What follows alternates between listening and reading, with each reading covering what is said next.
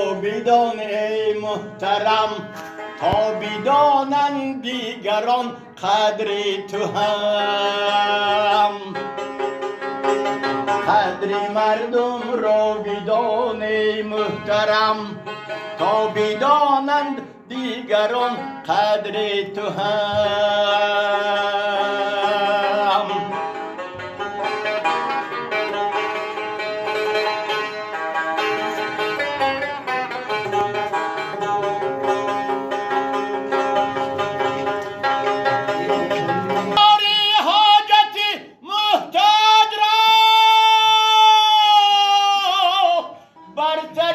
اقبال بینی تاج را،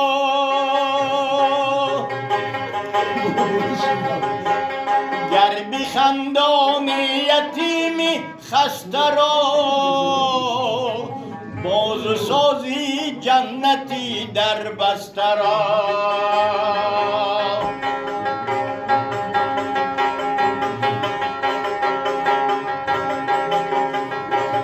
کشته اندرز ملا جامیم، نظم و نثری و علاجی خامیم.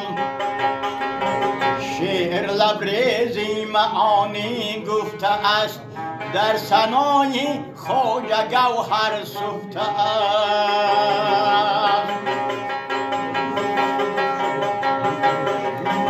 مثنوی معنوی مولوی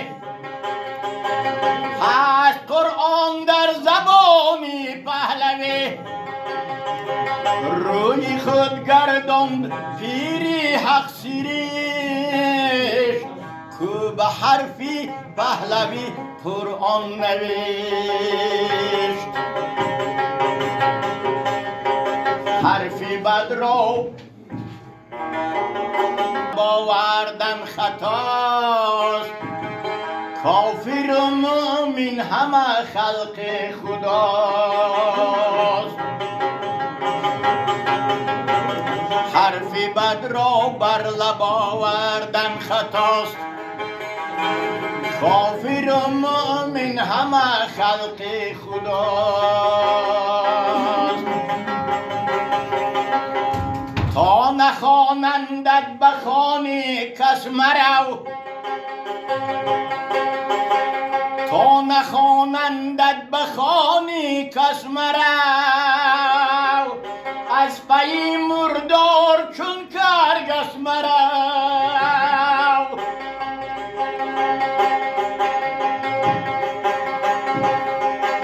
هر کی او مهمانی کس ناخوانده شد، نزد مردم خوار و زار و گنده شد. هر کی او مهمانی کس ناخوانده شد، نزد مردم خوار و زار و گنده شد. سه علامت دان که در احمق بود، سه علامت دان که در احمق بود، دائما در اک اکا وق وق بود.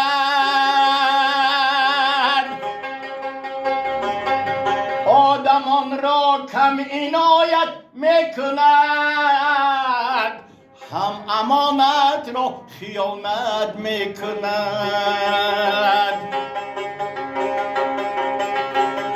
آدمان را کم عنایت میکند، هم امانت را خیانت میکند.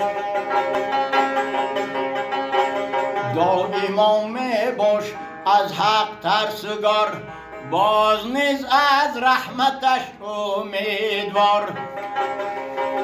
دائما میباش از حق ترسگار، باز نیز از رحمتش امید